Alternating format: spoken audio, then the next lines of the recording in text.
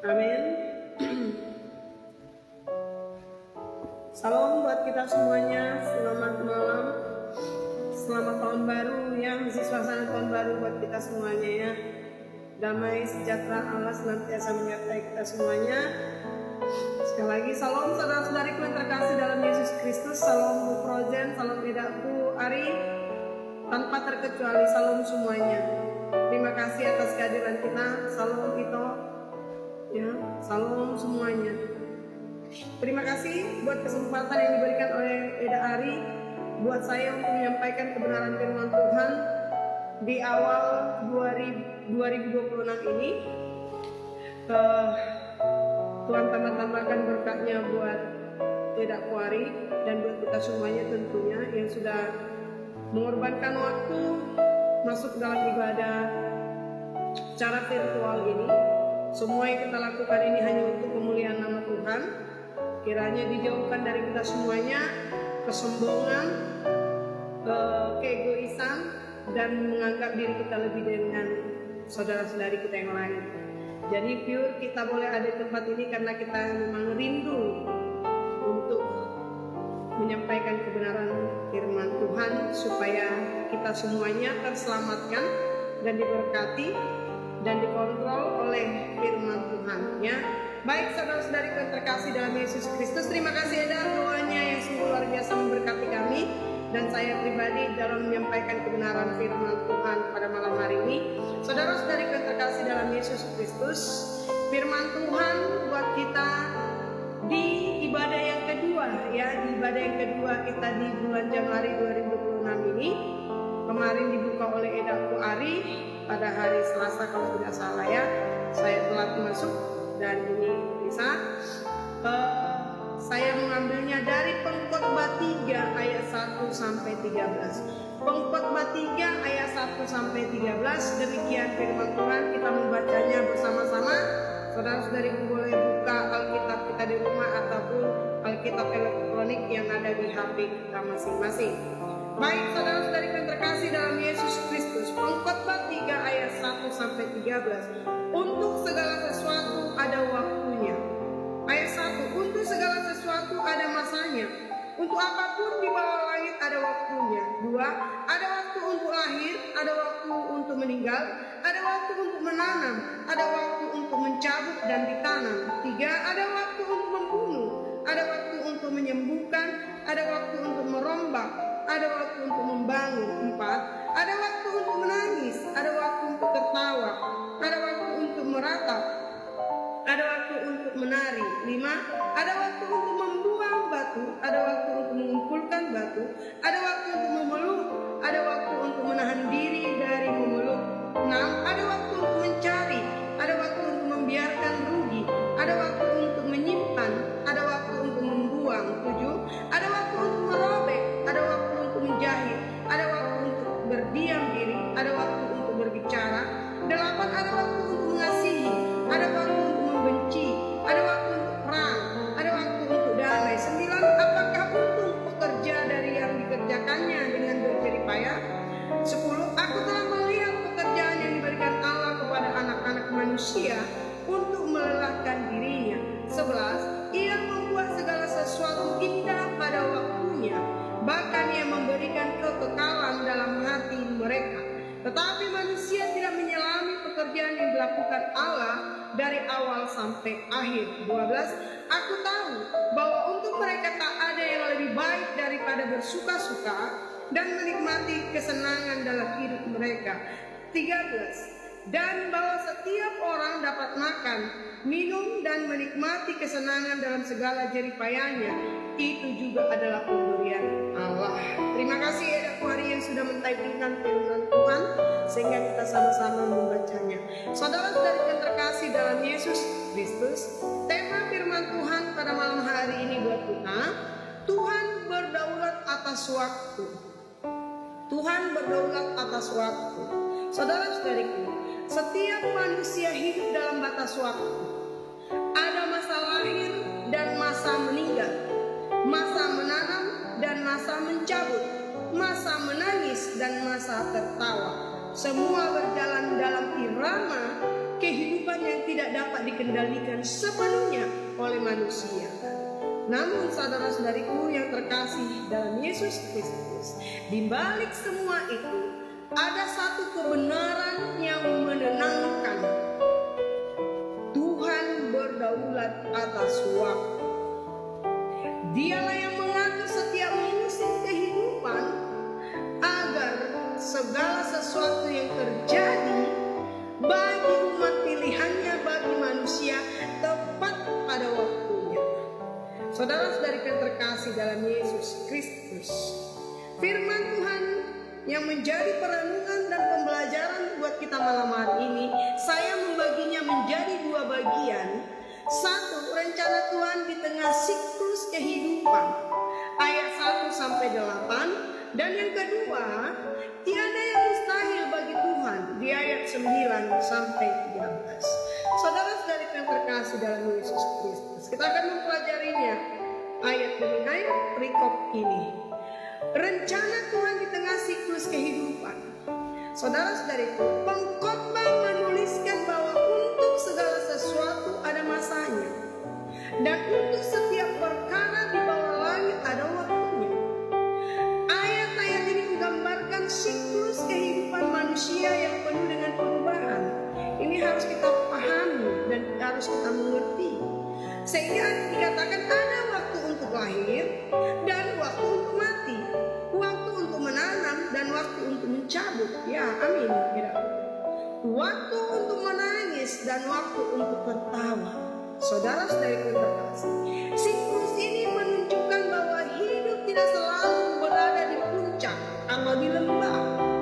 Ya, Tuhan mengizinkan setiap musim datang silih berganti dalam kehidupan kita agar manusia belajar bergantung kepada Allah, bergantung kepada Tuhan. Saudara-saudariku, dalam masa sukacita manusia diajak untuk bersyukur. Jadi kalau kehidupan kita baik, aman, dipenuhi berkat dan nikmat yang daripada Tuhan, maka pada saat itu kita harus bersyukur atas karunia nikmat yang sudah diberikan Tuhan kepada kita. Salam saudaraku kami ya. Dalam masa duka, manusia diajak untuk berserah. Jadi ketika kita berada dalam duka kita, bukan berarti Tuhan meninggalkan kita. Hal itu hadir di dalam kehidupan kita. Tuhan mengingatkan kita agar manusia ya berserah kepada Tuhan. Saudara-saudariku, tidak ada satupun musim yang sia-sia di dalam kehidupan manusia. Mengapa? Karena semuanya berada dalam kendali Tuhan. Apakah perjalanan hidup kita ini tidak dalam kendali Tuhan? Masing-masing kita harus menjawabnya di dalam hati kita. Amin ya. Rencana Tuhan tidak selalu dapat dimengerti saat ini. Jadi ketika terjadi sesuatu hal di dalam kehidupan kita, saat itu kita tidak akan mengerti dan tidak memahami rencana Tuhan yang terjadi dalam kehidupan kita. Tetapi setiap peristiwa perlu kita catat.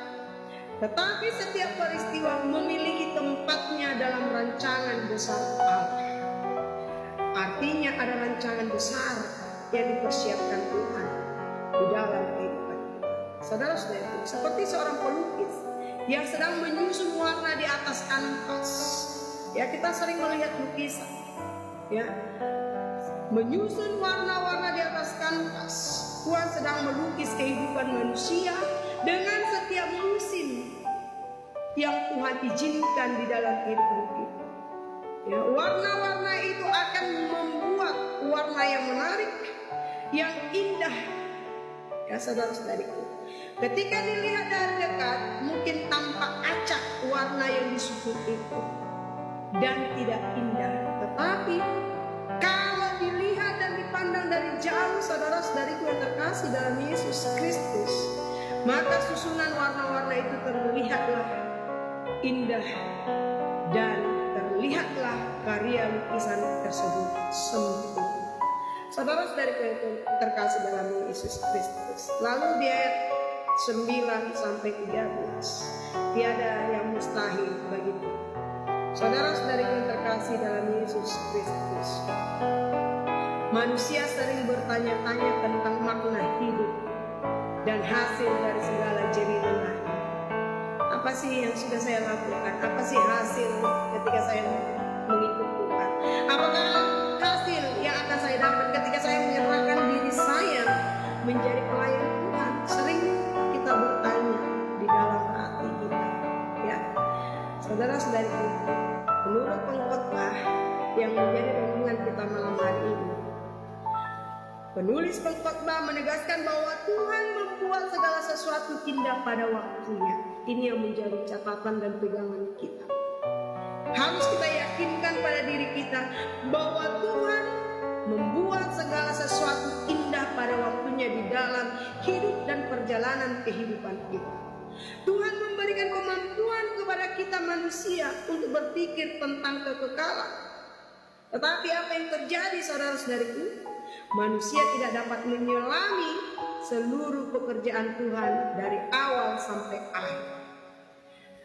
Kita tidak mampu dan tidak mengerti apa maksud Tuhan ketika Tuhan menghadirkan sesuatu di dalam kehidupan kita.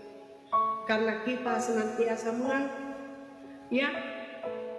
berfokus mengandalkan kemampuan, pikiran, kepintaran kita, skill kita. Saudara-saudariku yang terkasih dalam Yesus Kristus, inilah bukti bahwa Tuhan berdaulat penuh atas waktu dan peristiwa yang kita alami, yang terjadi di bumi ini. Tidak ada yang mustahil bagi Tuhan. Saudara-saudariku, ketika manusia merasa waktunya sudah habis, justru Tuhan sedang mempersiapkan sesuatu yang baru. Jadi pandangan kita selalu bertentangan dengan keinginan dan kerinduan Tuhan terhadap kita. Kita menganggap sudah habis waktunya, tidak ada lagi jalan keluar, butuh. Tetapi Tuhan katakan belum. Anakku, saya sedang mempersiapkan sesuatu yang besar yang membuat kau tercengang. Ternyata Tuhan sedang mempersiapkan semuanya itu dengan sempurna. Saudara-saudariku, ketika manusia merasa terlambat, justru Tuhan menunjukkan bahwa waktunya selalu tepat. Sudah terlambat, kita selalu mengatakan, sudah terlambat Tuhan, pertolonganmu. Ternyata Tuhan katakan belum, waktunya akan tiba. Saudara-saudariku yang terkasih dalam Yesus Kristus, ayat 12-13 menegaskan bahwa kebahagiaan sejati bukan terletak pada hasil kerja. Mari kita ingat, tolong typingkan sekali lagi ya, ayat 12-13. Kebahagiaan sejati bukan terletak pada hasil kerja kita, tetapi pada kemampuan untuk menikmati hidup sebagai anugerah Tuhan. Sejatinya ini, saudara-saudariku, ya, ketika kita mampu menikmati hidup sebagai anugerah Tuhan, nah itulah kebahagiaan sejati. Terima kasih, Saudaraku. Ya, setiap hari yang diberikan adalah kesempatan untuk bersyukur, bekerja dengan sukacita, dan mempercayai bahwa Tuhan sedang bekerja di balik segala sesuatu. Saudara-saudariku yang terkasih dalam Yesus Kristus, firman Tuhan malam hari ini akan saya tutup dengan satu ilustrasi kepada kita. Ya, seorang petani menanam padi di sawahnya. Ia tahu bahwa setelah menanam, ia tidak bisa memaksa padi tumbuh lebih cepat. Dia tidak bisa mengatakan 1 bulan ini sudah harus panen. Bahkan dia tidak bisa mengatakan bahwa hasil padinya akan berhasil. Saudara-saudariku, ia tidak bisa memaksa padi tumbuh lebih cepat. Ia hanya bisa menunggu, menyiram, dan menjaga pertumbuhan padi tersebut dari hama. Saudara-saudariku, musim demi musim berlalu, panas, hujan, badai akan dialami petani tersebut untuk menantikan hasil dari tanaman padi. Namun yang petani lakukan, saudara-saudariku, ia tetap setia menantikan waktu panen. Ya, ketika waktunya tiba, saudara-saudariku, padi itu menguning dan siap dituai. Petani itu akhirnya tersenyum karena Ia tahu semua terjadi tepat pada waktunya. Saudara-saudari, demikian juga kehidupan manusia. Ya, haleluya. Ya, demikian juga dalam kehidupan kita. Tuhan adalah petani agung yang menanam benih rencananya dalam hidup setiap orang. Ada masa menunggu, ada masa berjuang, ada masa menuai. Saudara-saudariku, semua terjadi dalam waktu Tuhan yang sempurna. Oleh karena itu, saudara-saudariku, bagian kita adalah percaya bahwa Tuhan berdaulat atas waktu. Waktu yang kita jalani, Tuhan yang berdaulat. Kita hanya menjalani dengan penuh syukur dan yakin bahwa bagi Tuhan tiada yang mustahil. Tuhan tidak pernah terlambat, dan segala sesuatu yang Tuhan lakukan akan menjadi indah pada waktunya. Saudara-saudariku,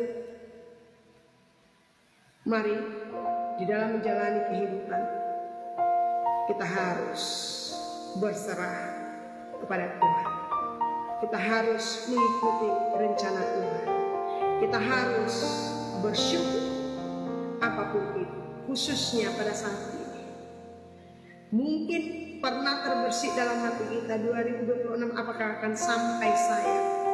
Tapi Tuhan telah memampukan kita hadir di 2026. Maka di awal tahun ini, saudara-saudari, mari susunlah rencana-rencana, program-program supaya Tuhan genapi. Jika program-program di tahun lalu belum terpenuhi, belum tergenapi oleh Tuhan, maka lanjutkanlah program ini sampai Tuhan genapi. Karena tepat pada waktunya, segala kerinduan kita Tuhan akan genapi sesuai dengan kebutuhan kita. Amin. Terima kasih buat kita semuanya. Mari kita tutup firman Tuhan dengan doa. Sungguh luar biasa Engkau Bapa di dalam kehidupan kami. Terima kasih Tuhan atas penyertaan-Mu atas hidup kami. Terima kasih Tuhan buat kesempatan malam hari ini yang sudah mempertemukan kami dengan saudara-saudari kami yang seiman melalui ibadah kami secara virtual ini. Bahkan Engkau sudah mengingatkan kami melalui kebenaran firman Tuhan bahwa Engkau berdaulat atas siklus kehidupan, waktu demi waktu yang kami jalani. Untuk itu Tuhan, kami menyerahkan ke dalam rencana kami ke dalam tangan-Mu, sehingga rancangan-Mu lah yang akan terjadi dalam kehidupan kami. Tuhan Yesus, jikalau saat ini mungkin kami dalam keadaan tidak baik-baik saja oleh pergumulan hidup, pergumulan pasangan hidup, pergumulan perekonomian, bahkan keluarga kami mau serahkan ke dalam tangan-Mu, Bapa. Karena kami tahu Engkau lebih tahu apa yang kami butuhkan dan yang kami rindukan. Engkau mampu menyelesaikan semua persoalan hidup kami, karena Engkau akan memberikan jalan keluar seturut dengan kebenaran firman-Mu. Terima kasih Bapa buat Edaku Ari yang sudah menghadirkan ruang ibadah virtual ini. Urapi kami seluruh anak-anak Tuhan yang hadir, bahkan yang belum hadir, khususnya para pelayan-pelayan Tuhan, agar kami dimampukan, diberkati, diurapi di dalam menyampaikan kebenaran firman Tuhan. Biarlah Tuhan setiap firman yang kami perdengarkan dan kami dengarkan hanya untuk hormat kemuliaan nama-Mu, Bapa. Ampuni kami Tuhan atas segala dosa pelanggaran kami, sehingga kami layak disebut anak-anak Tuhan yang kudus, dan kami layak menerima mahkota kehidupan yang sudah Tuhan sediakan bagi kami. Biarlah firman Tuhan ini boleh berakar, bertumbuh dan berbuah, buah yang manis hanya untuk Tuhan, dan buah yang manis itu boleh dinikmati oleh orang-orang yang ada di sekeliling kami, baik yang mengenal maupun yang tidak mengenal kami, sehingga nyata karakter Kristus di dalam diri kami, dan orang tahu bahwa Engkau adalah Allah sungguh luar biasa melalui kehidupan kami, perkataan kami, tingkah laku kami, Bapa yang baik. Terima kasih Tuhan, terima kasih Tuhan. Terpuji termulia Engkau Tuhan. Di dalam nama Tuhan Yesus kami berdoa, jadilah kehendak-Mu atas hidup kami. Haleluya. Amin. Amin. Saudara-saudari yang terkasih dalam Yesus Kristus, Tuhan Yesus memberkati kita semuanya.